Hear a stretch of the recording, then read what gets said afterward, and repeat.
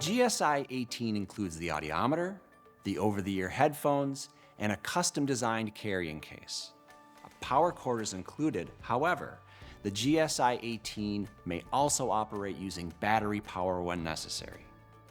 The battery compartment is located on the bottom of the instrument and holds 5 AA batteries.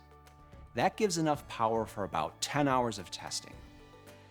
Audiogram forms and a quick guide for basic audiometry and test interpretation are also included. Optional items include a patient response button and audio cups, which are circumoral enclosures that fit over the headphones to block out noise. Insert earphones are also available with the GSI 18 and can be added in addition to the headphones. The GSI 18 contains the calibration for both types of transducers for easy transition between styles.